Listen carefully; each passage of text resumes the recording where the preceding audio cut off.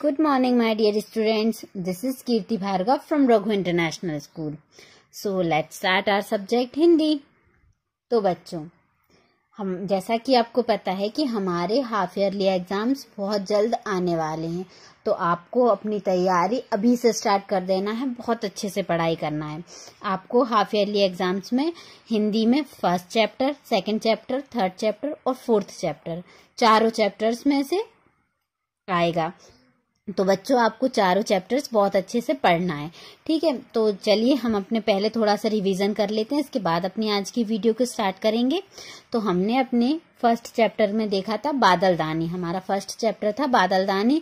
इसमें हमने देखा था कि बादल पानी का दान देते हैं और पानी के आने पर खेत खलिहानों में हरियाली आ जाती है और ताल तलैया भर जाते हैं. तो ये चीजें हमने इस चैप्टर में देखी. तो इसके हम शब्दार्थ पढ़ चुके थे. शब्दार्थ के बाद हमने इसके मौखिक प्रश्नों को देखा था और मौखिक प्रश्नों के बाद हमने इसके कविता की पंक्ति को पूरा करो, सही जोड़ी मिलाओ और सही वाक्य के आगे सही और गलत के आगे गलत का निशान लगाओ. फिर इसके बाद हमने इसके अभ्यास प्रश्नों को देखा था और अभ्यास प्रश्नों के बाद हम इसके भाषा और व्याकरण को भी देख चुके थे. तो बच्चों, भाषा और व्याकरण के भी आपको प्रश्नों को पढ़ना है, छोड़ना नहीं है. तो चलिए बच्चों, यह तो हुआ हमारा पार्ट 1. इसके बाद हमने देखा था पार्ट 2, ढम्मक ढम्मक की चाल. तो इसमें भी हम इसकी रीडिंग कर चुके थे. इसमें हमने पढ़ा था कि कैसे ढम्मक ढम्मक जो भालू था वह बूढ़े बंदर की बात ना मानकर फंस जाता है. तो हमें इस कहानी से ये सीख भी मिलती थी कि हमें अपने बड़ों की बात माननी चाहिए. इसमें भी हम इसके शब्दार्थ देख चुके थे. शब्दार्थ के बाद हमने इसके अभ्यास प्रश्नों को देखा था, जिनमें मौखिक प्रश्नों को देखा था, सही गलत के निशान लगाई, किसने किससे कहा. और अभ्यास प्रश्नों के बाद हमने इसकी भाषा और व्याकरण को भी देखा था. तो आपको बच्चों पार्ट 1 और पार्ट 2 के शब्दार्थ अच्छे से याद करना है. यह चीजें आपके हाफ ईयरली एग्जाम्स में आनी है. फिर इसके बाद हम अपने तीसरे चैप्टर को देखते हैं. थर्ड चैप्टर था हमारा विचित्र जीव, जिसमें हमने खुशी और उसकी बॉल के बारे में कहानी पढ़ी थी कि बॉल तालाब के जीवों को कैसे विचित्र जीव लगती है और अपनी बॉल के खो जाने पर खुशी कितना उदास रहती है. तो इसमें भी हमने शब्द पिटारा से इसके शब्दार्थ देखे थे, अभ्यास प्रश्नों को देखा था और भाषा व्याकरण को भी पढ़ लिया था. तो बच्चों, यह चीजें आपको बहुत अच्छे से रिवीजन करना है और रिवीजन करने के साथ साथ यदि आपको किसी भी तरह की प्रॉब्लम आती है तो आप मुझसे अपने डाउट को क्लियर कर सकते हो.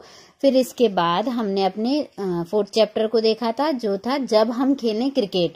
यह सभी वीडियोस यूट्यूब पर अवेलेबल है. आपने अगर अभी तक वीडियोस नहीं देखी हैं तो आप अभी भी देख सकते हो.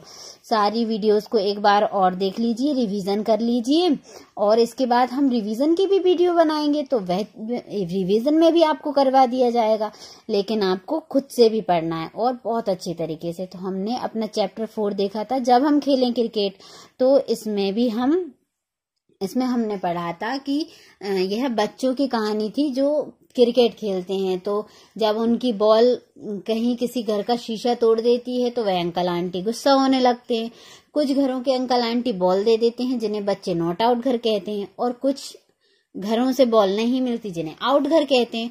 और कुछ घर में तो बॉल भी नहीं मिलती, साथ में डांट भी खाना पड़ती है. तो ऐसे घरों को बच्चे शाउट घर कहते हैं. मतलब एक तो बॉल भी नहीं मिली और ऊपर से डांट भी खाना पड़ी. तो यह जब हम खेलें क्रिकेट पार्ट भी पढ़ चुके थे. इसमें हमने शब्दार्थ भी देखे थे. शब्दार्थ के बाद इसमें प्रश्नोत्तरों को भी देखा था और प्रश्न उत्तरों के बाद हम इसकी भाषा और व्याकरण को भी देख चुके थे.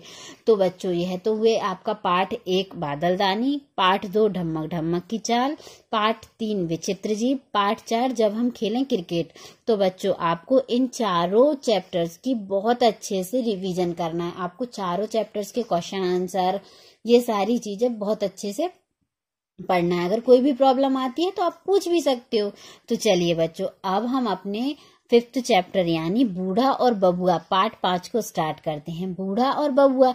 तो जैसा कि हमें पार्ट के नाम से समझ में आ रहा है कि यह एक बूढ़ा और बबुआ मतलब एक छोटे से बच्चे की कविता है, बच्चे की कविता है जो.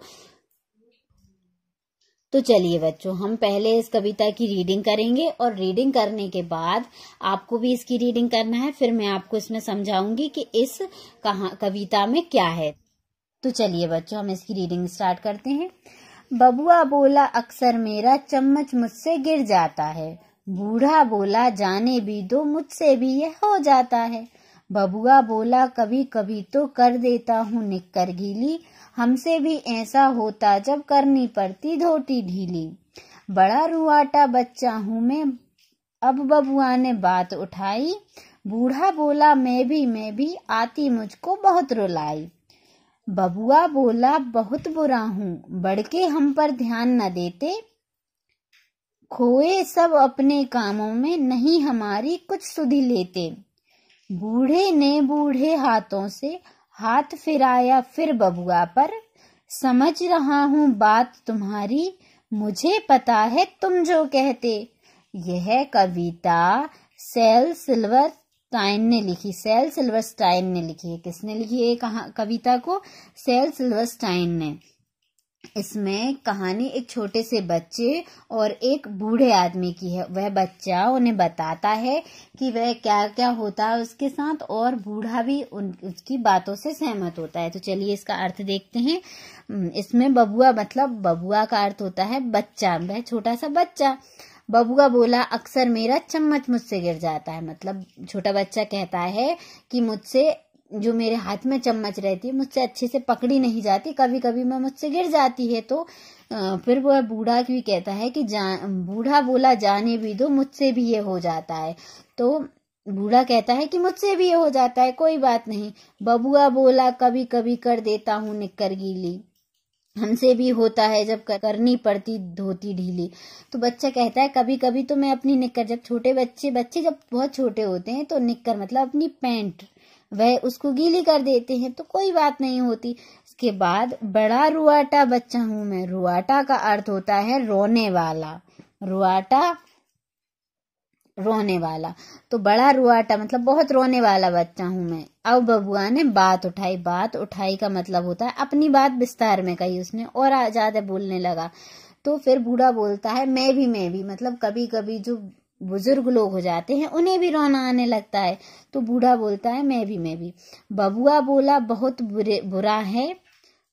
छोटा बच्चा कहता है कि बड़के हम पर ध्यान न देते। बड़के मतलब जो बड़े लोग होते हैं वे हम पर ध्यान नहीं देते, यह बात बहुत बुरी है।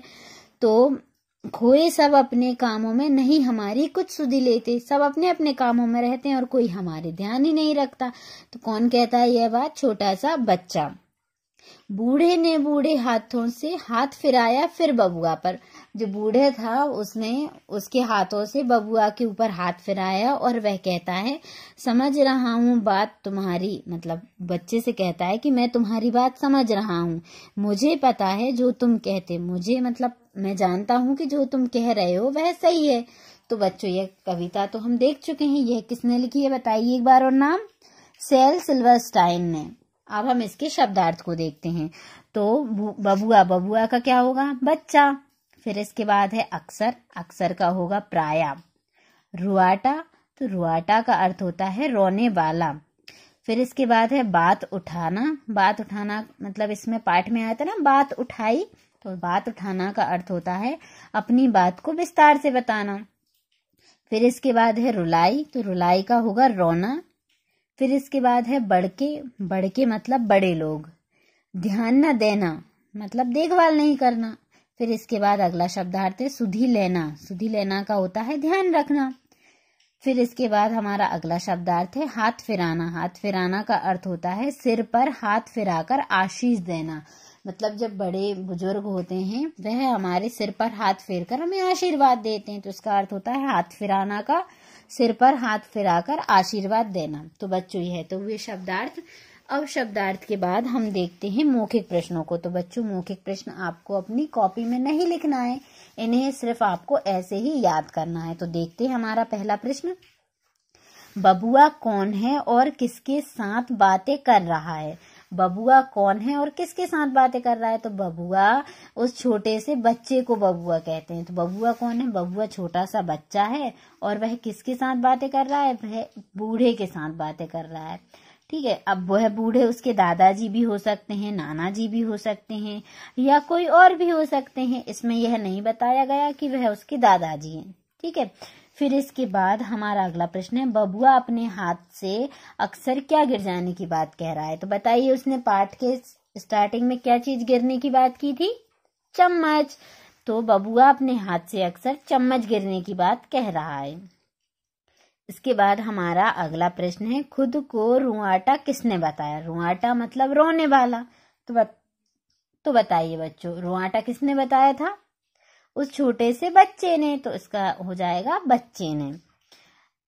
तो बच्चों, यह तो हुए आपके मौखिक प्रश्न। अब मौखिक प्रश्नों के बाद हमें अपने अगला प्रश्न को देखना है, जो कि है कविता की पंक्तियों को पूरा कीजिए। तो इन कविता की पंक्तियों को आपको खुद से पूरा करना है। यह मैं आपको होमवर्क में दे रही हूँ। आपको यह होमवर्क है कि इन कविता की पंक्तियों को पूरा करना है। बबुआ बोला कभी कभी तो, फिर इसके बाद खाली जगह है। हमसे भी ऐसा होता है जब, इसके बाद खाली जगह है। बूढ़े ने बूढ़े हाथों से, इसके बाद खाली जगह है। और समझ रहा हूँ बात तुम्हारी, इसके बाद खाली जगह है। तो इन खाली जगहों को आपको कविता की लाइनों से पूरा करना है। तो बच्चों, इसी के साथ हमारी आज की ये वीडियो यहीं समाप्त होती है। बाकी का हम अपने अगले आगे जो वीडियोस आएंगे उनमें पढ़ेंगे। अगर आपको फर्स्ट, सेकंड, थर्ड और फोर्थ चैप्टर में कोई भी प्रॉब्लम है तो आप मुझसे पूछ सकते हो। आपको बहुत अच्छे से रिवीजन करना है और बहुत जल्द आपकी रिवीजन की भी वीडियोस डल जाएंगी, तो आपको उनसे भी बहुत ज़्यादा हेल्प मिलेगी। तो बच्चों, आज की यही वीडियो को समाप्त करते हैं। Thank you.